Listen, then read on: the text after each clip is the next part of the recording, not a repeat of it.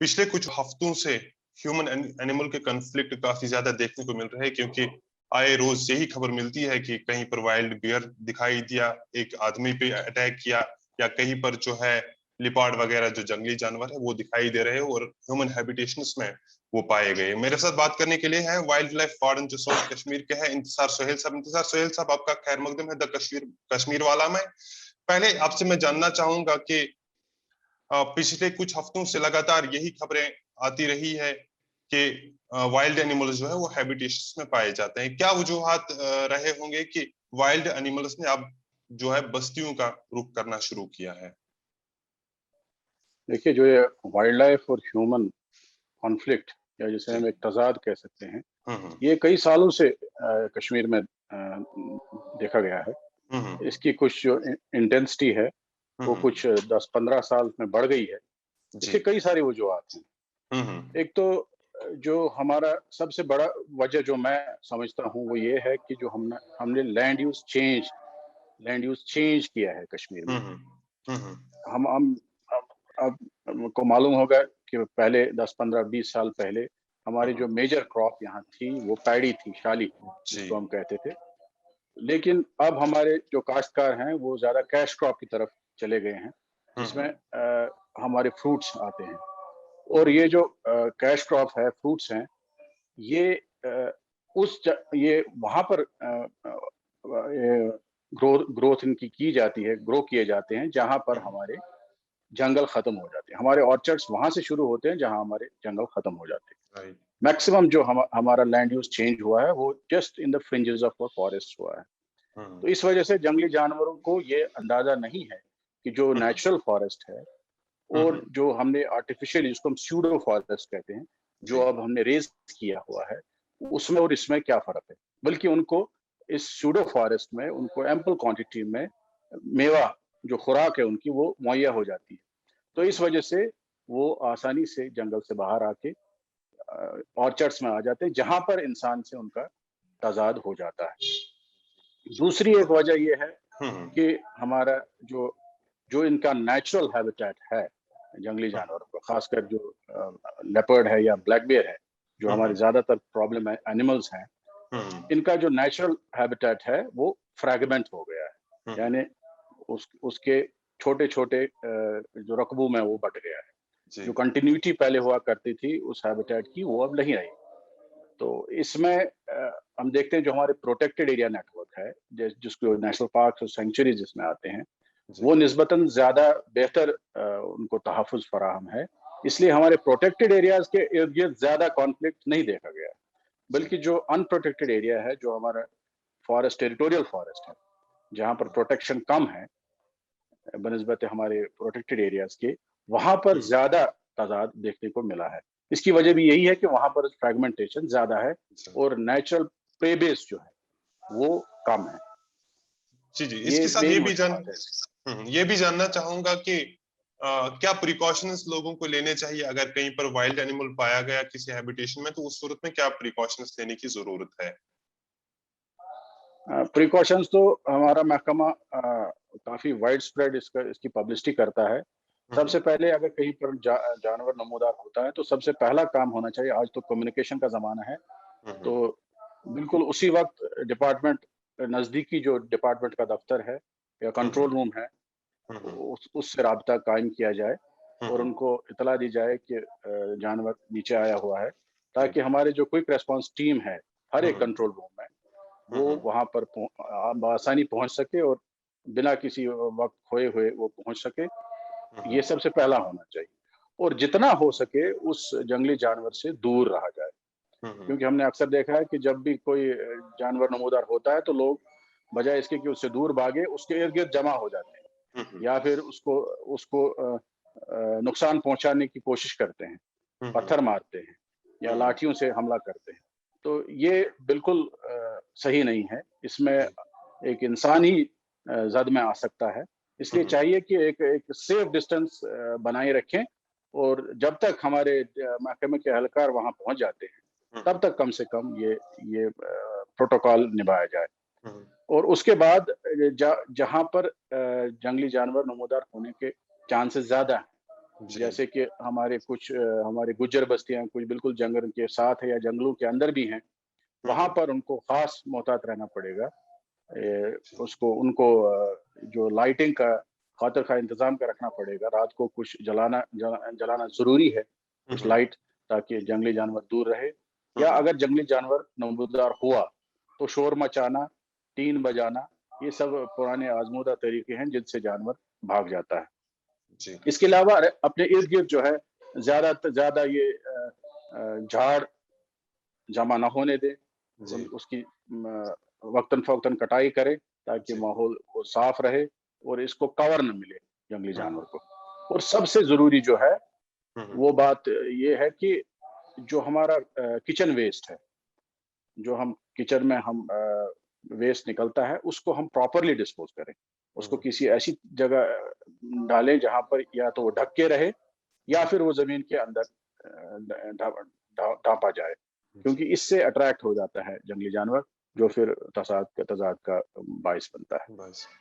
ठीक, और ये भी जानना चाहूँगा कि क्या इसके लिए कोई पर्टिकुलर सीज़न है कि जिसमें जंगली जानवर जंगलों से निकल कर आके बस्तियों में घुस जाते हैं? कोई है पर्टिकुलर सीज़न इसका? देखिए, जैसा कि मैंने अर्ज किया कि ज्यादातर जो लैंड यूज चेंज हुआ है यहाँ से, हुँ, हुँ, यहाँ कश्मीर में, उसकी वजह से ये जो है कॉन्फ्लिक्ट ज्यादा हुआ है।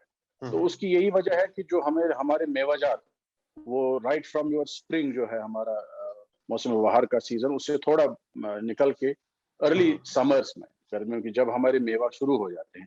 सबसे हुँ, हुँ, पहले एप्रिकॉट, उसके बाद बादाम, उसके बाद आपके कुछ वैरायटीज आते हैं इसकी, हुँ, हुँ, चेरी चेरी आ जाती है, फिर एप्पल आहिस्ता आहिस्ता, ये सिलसिला समर से शुरू होके फिर ऑटम तक, खिजान तक चलता रहता है। हुँ, तो हुँ, इस वजह से अब मौसम मौसम का कोई ज्यादा इसमें असर नहीं रहा है, क्योंकि पहले जो हमारे सीजनल फ्रूट्स थे वो बिल्कुल एक खास सीजन में पक कर तैयार हो जाते थे और वो अट्रैक्शन बनता था। लेकिन अब तो जी, हर सीजन में कोई ना कोई फ्रूट हमारा तैयार रहता है।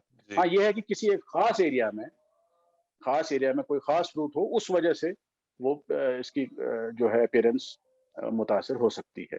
लेकिन फिर भी हमारे फिर एग्रीकल्चरल क्रॉप्स भी आ जाते हैं, जिसमें आपका खासकर मेज है, मक्की मक्की का सीजन, उसमें भी ब्लैक बेयर देखा गया है कि वो उसमें आ जाता है। तो लेकिन ज्यादा इंसिडेंट्स हमारे ऑटम में होते हैं, ब्लैक बेयर के ऑटम में, जबकि फ्रूट तरह के फ्रूट तैयार हो जाते हैं। और लेपर्ड का देखा गया है कि वो ज्यादातर विंटर में, जबकि ऊपर बर्फबारी हो जाती है, जी, उसकी वजह से वो नीचे आ जाता है। ओके।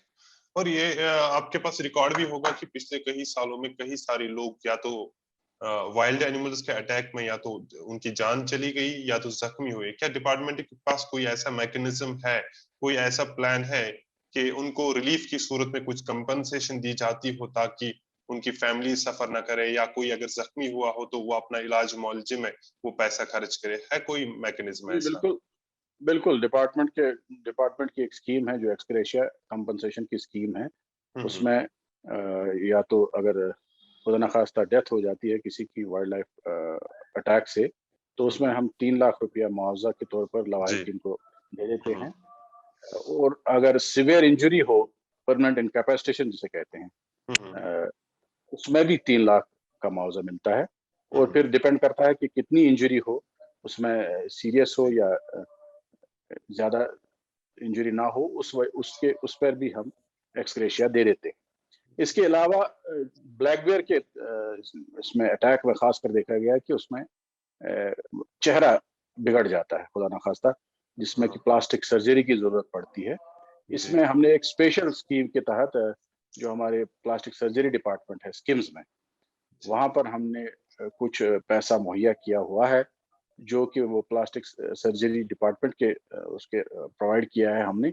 उसमें हाँ, हाँ, थोड़ा ज्यादा जो जिनको चेहरा रिकंस्ट्रक्शन सर्जरी की जरूरत पड़े, वो हुँ, वहां हुँ। से वो ये हासिल कर सकते हैं इ सर्विसेज।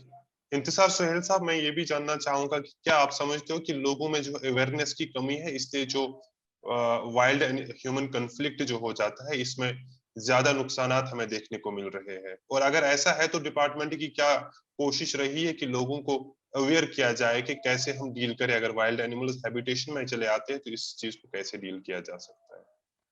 देखिए, साइड बाय साइड हमारा जो हम इकदाम करते हैं, उसके उसके साथ साथ हमारा एक अवेयरनेस प्रोग्राम जो है वो कंटिन्यू चल रहा है।